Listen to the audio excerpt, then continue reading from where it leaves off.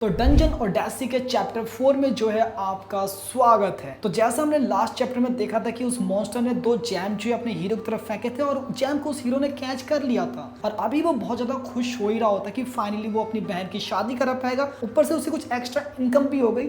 लेकिन तभी उसको एक मैसेज आता है कि आपको ये जैम मिला है, ये यूज होने वाला है लैब्रियंथ को दोबारा से रिस्टोर करने के लिए। और ये सुनकर जिन्वू जो बहुत ही ज्यादा हैरान हो जाता है और वो कहता है आखिर किसके ऑर्डर पे, और वो देखता है कि उसके हाथ से जो है एक जैम जो है ना वो ऑलरेडी गायब हो चुका है और उसके सामने दोबारा से एक मैसेज आता है कि लैब्रियंथ की ड्यूरेबिलिटी रिस्टोर करने में 24 घंटे लगने वाले हैं और साथ ही लैब्रियंथ को अपग्रेड करने में 72 घंटे। और यहाँ पर जिन्वू जो है ना बहुत ज्यादा दुखी हो जाता है क्योंकि उसने सोचा था कि इस जैम से वो फाइनली बहन की शादी कराएगा, अपने लिए कार भी खरीदेगा। और इसके बाद जो हमें 3 दिन बाद का सीन दिखाया जाता है जहाँ पे जिन्वू की बहन की फाइनली शादी हो रही होती है और यहाँ पे जिन्वू बताता है कि उसने फाइनली अपनी बहन की शादी बिना किसी दिक्कत के जो है पूरी करवा दी और जो उसके पास एक डायमंड था उसको उसके ठीक ठाक पैसे भी मिल गए थे। हालांकि वो ये भी कहता था कि ये वैल्यू उससे तो बहुत कम है जो उसने अपने माइंड में सोची थी, बट फिर भी वो उससे अपनी बहन की शादी जो है आराम से करवा सकता था। और वो ये भी कहता है कि वो इन पैसों के बारे में जो है ना अपने डैड को पता नहीं लगने दे सकता, इसलिए जो भी पैसा उसके पास है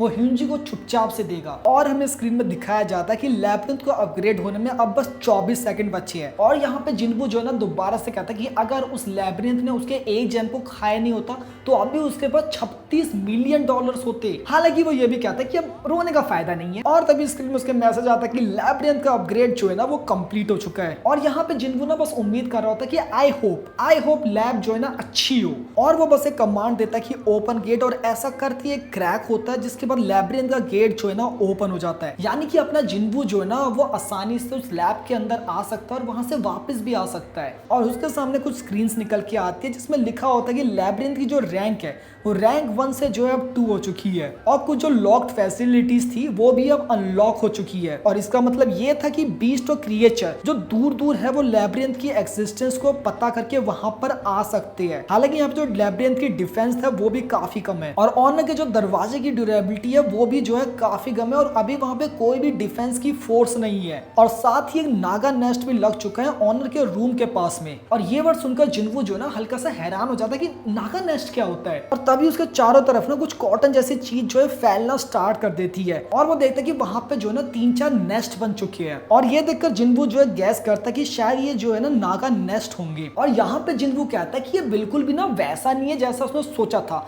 इन हिज माइंड उसको लगता था काफी स्टिकी, काफी चिपचिपा होगा क्योंकि ये जो नेस्ट है ना वो रेप्टाइल्स के नेस्ट है। और तभी जिन्वू को जो है ना किसी क्रैक की आवाज आती है और वो बिल्कुल से एक्टिव हो जाता है। उसको लगता है कि मानो यहाँ पे कोई ना डंजन बीस्ट आ चुका है। लेकिन तभी उसके सामने स्क्रीन फिर से आती है जिसमें लिखा होता है कि यहाँ पे अभी उसके पास 6 नागा वर्कर्स है जिनकी रैंक अभी सिर्फ 1 है और नागा वर्कर्स जो है ना बार बार लैब्रियंथ में ऐड होते रहेंगे एज पर उसकी रैंक जो है इंप्रूव होती रहेगी। और फिर हमें नागा वर्कर्स को ना एक बार जिन्वू के पीओवी से दिखाया जाता है जहाँ पे वो बहुत ही ज्यादा खतरनाक दिख रहे होते हैं, बट अगले ही सेकंड में भाई वो बहुत ही ज्यादा क्यूट से बच्चे होते हैं। और ये देखकर ना जिन्वू कहता है कि ये बिल्कुल भी वैसा नहीं है जैसा उसने सोचा था। उसने सोचा था बहुत खतरनाक से मॉन्स्टर होंगे जो उसकी ऑर्डर मानेंगे, पर ये तो बच्चे हैं। और उसके सामने फिर से स्क्रीन आती है जिसमें लिखा होता है कि नागा वर्कर जो है अपने ऑनर से ऑर्डर का वेट कर रहे हैं। तो यहाँ पे जिन्वू कंफ्यूज हो जाता है कि आखिर मैं इनको क्या ही ऑर्डर दूं। और यहाँ पर जिन्वू कहता है कि मैं समझता हूँ ये वर्कर्स है, इनको काम चाहिए होगा, ठीक वैसे जैसे जब मैं डिगर था और मुझको भी काम चाहिए था। जिसके बाद वो 3 क्रिएचर्स को ऑर्डर देता है कि तुम जो है स्काउट्स करोगे और एक मैप बनाओ जो पूरे एरिया को कवर करता हो और साथ ही साथ अगर कोई पोटेंशियल डेंजर है या कोई भी रिसोर्स है तो उसके बारे में भी मेंशन करना। और कोई भी कॉन्फ्लिक्ट अगर दिक्कत आए ना तो वहां पे जाने की जरूरत नहीं है, तुम वापस से वापस यहीं पे आ जाना क्योंकि तुम्हारा सर्वाइवल ज्यादा इंपॉर्टेंट है। और यहाँ पे तीनों क्रिएचर ना उसको ऐसे करते हैं जी सर। पर यहाँ पे जिन्वू कहता है कि यार वो तीनों जा तो रहे पर काश उनको कोई गार्ड दे सकता, पर क्या करूँ अभी मेरे पास इतनी मैन पावर जो है ना नहीं है कि मैं उनके किसी और बंदे को भी भेज सकूं। और बाकी 3 को ऑर्डर देता कि तुम जाके ना नेस्ट के बगल में गड्ढा खोदो और वहां पे एक स्टोरेज का स्पेस बनाओ जहाँ पे हम सामान रख सके। और यहाँ पर ना जिन्वू ज्यादा एक्सपेक्ट नहीं कर रहा होता कि छोटे से क्रिएचर है आखिर कितना ही काम कर लेंगे। ये जो क्रिएचर्स है ना ये शिकारी से ज्यादा शिकार लग रहे हैं, बहुत छोटे हैं। मगर हैरानी की बात ये है कि उन उन 3 क्रिएचर से ना बस 1 घंटे के अंदर पूरा का पूरा गड्ढा खोद दिया था स्टोरेज के लिए। और तभी जिन्वू को फिर से एक मैसेज आता कि जो तुमने स्काउट्स भेजे थे उनमें से कुछ जो है वापस आ चुकी है। और ये देखकर जिन्वू कहता है तुम्हारा मतलब क्या कि कुछ वापस आ चुके हैं। और तभी वो देखता है कि वहां पे जो बस एक ही क्रिएचर वापस आ रहा होता है। और ये देखकर जिन्वू जो है ना बहुत ज्यादा घबरा जाता है। वो उनसे सवाल पूछता है कि क्या तुम्हारे ऊपर हमला हुआ था। और फिर वो अपने आप को भी कोसना स्टार्ट कर देता है कि काश काश मैं भी इनके साथ गया होता। मगर जैसे अभी मैं ये मांगा पढ़ रहा हूँ ना, मुझे लग रहा है कि अभी जिन्वू को ना इन क्रिएचर से कोई भी अटैचमेंट नहीं है। जैसे अगली लाइन में यहाँ पे लिखा हुआ कि ये एक परमानेंट लॉस है, उसे फर्क नहीं पड़ रहा कि वो लोग जिंदा है कि नहीं है। बट आई थिंक जैसे जैसे मांगा आगे प्रोसीड करेगी आई थिंक थोड़ा अटैचमेंट हमें दिखाया जाएगा। मगर तभी वो क्रिएचर जो ना एक वर्ड बोलता है हिस, और उसके सांप के साउंड को जिन्वू जो है अच्छे से समझ जाता है, जिसका मतलब होता है कि वो क्रिएचर उसको बता रहा होता है कि सभी सेफ है, किसी को कुछ नहीं हुआ है। असल में उनकी सप्लाई जो है बैग जो है पूरे भर चुके, तो अपने बैग को जो है खाली करने यहाँ पर आए हैं। साथ ही वो क्रिएचर ना ये भी कहता है कि उसको अच्छा लगा कि जिन्वू को उसकी फिक्र है। एज आई सेड अभी तो नहीं है। और तभी उसके सामने फिर से नोटिफिकेशन आती कि 4 नागा वर्कर्स का जो मोराल है ना वो इम्प्रूव हो चुका है। और उसके बाद जो रेप्टाइल जो अभी गया था ना वो जिन्वू को जो एक मैप देता है, जिसके बाद जिन्वू को ना फिर से मैसेज आता है कि लैब्रियंथ का मैप जो है वो अपडेट हो चुका है। और साथ ही जो मैप अभी तक कागज में था वो उसके सामने स्क्रीन में सेव हो जाता है, जिससे जिन्वू को फायदा होता है कि आखिर मुझे मैप को लेकर हर जगह जाने की जरूरत नहीं पड़ेगी। और मैप देखकर जिन्वू को ना रियलाइज होता है कि यहाँ पे बहुत सारा स्टफ है जिसको वो कलेक्ट कर सकता है। जिसके बाद वो रेप्टाइल जो है सारा सामान बिखेर देता है जो भी वो ढूंढ के लाया होता है। और जब जिन्वू सामान देखता है ना उसको रियलाइज होता है कि ये कुछ भी काम की चीज नहीं ला रखा है, इसको जो भी रास्ते में मिला ये वो उठा के बस लेके आ गया है। मगर वो रेप्टाइल जो है ना बहुत ज्यादा प्राउड फील कर रहा है कि काम करके आया हूँ। मगर इतना सारा कबाड़ देख के ना जिन्वू को एक बात का रियलाइज होता कि यहाँ पे इस डंजन में काफी टाइम से कोई नहीं आ रखा है, यानी कि यहाँ पे जो भी इंपॉर्टेंट चीज है वो अभी इस डंजन के अंदर ही है और कोई और नहीं है जो उसे कलेक्ट कर सकता है। और तभी जिन्वू को दोबारा से जो है ना डाउन जेम्स मिलते हैं, जिस पर वो रेप्टाइल उसको बताता है कि उसको तो रास्ते में बहुत सारे दिखे थे पर मैं लाया नहीं हूँ, क्योंकि मुझे थोड़ा पता ही इंपॉर्टेंट है। जिसके बाद जिन्वू उस क्रिएचर को समझाता है कि भाई मेरी बात सुन, तुझे जितने भी ये जैम दिखे ना सारे लेके आने और बाकियों को भी ऑर्डर दे दे कि ये जैम जो है मेरे तक पहुंचाए। और इसके बाद जिन्वू जो है ना वहां से जाने लगता है कि अभी मैं जो है वापस जा रहा हूँ।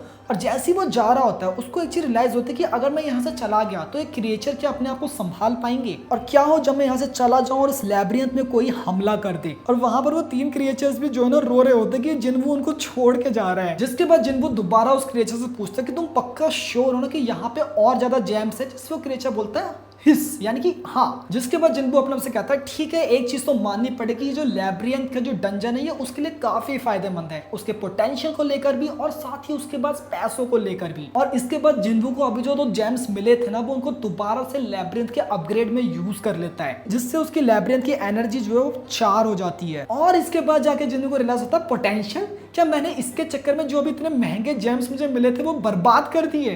और फिर जिन्वू अपने आप से कहता है कि मैं इतने सालों से ना इन सब चीजों से भाग रहा था, इन लैब्रियंथ से, इन डंजन से मैं हमेशा भागता रहा हूँ और मैंने बस एक स्टेप जो है अंडरग्राउंड में लिया और अब मैं खुद की एक डंजन चला रहा हूँ। और फाइनली मुझे अब जाके रियलाइज हो रहा है कि आखिर बाकी बच्चे इन डंजन्स को लेके इतने फैसिनेटेड क्यों रहते थे, यहाँ तक कि वो इन डंजन्स के लिए अपनी जान गंवाने के लिए भी रेडी रहते थे। क्योंकि जब मैंने भी इन डंजन्स को छोड़ा ना मैं बहुत टाइम तक अकेला महसूस कर रहा था, एक कंफर्टेबल लाइफ होने के बावजूद भी। और बात कभी इस बात की थी नहीं कि मैं वहां पे एडजस्ट नहीं कर पा रहा था, बात बस इतनी सी थी कि मैं बोर हो चुका था। मैं फाइनली एक्सेप्ट करता हूँ कि मैं ऊपर बहुत ज्यादा बोर हो रहा था। और इसके बाद जिन्वू कहता है किंग ऑफ नागा, मैं तुम्हारी विश जो है पूरी करूंगा नागा किंगडम को ऑनर दिलाने का। और ये सच में एक ऑनर होगा कि अंडरग्राउंड में जो भी लोग हैं वो सब इसका पार्ट बने। और इसके बाद वो ऑर्डर देता है कि उसको यहाँ पे अभी और नागास को समन करना है। और यहीं पे डंजन ओडेसी का चैप्टर 4 जो है वो खत्म हो जाता है। बाकी वीडियो पसंद है तो लाइक कर देना, चैनल अगर नहीं तो सब्सक्राइब जरूर करना। मैं तुमसे मिलता हूँ जल्दी दूसरी वीडियो में, तब तक लिए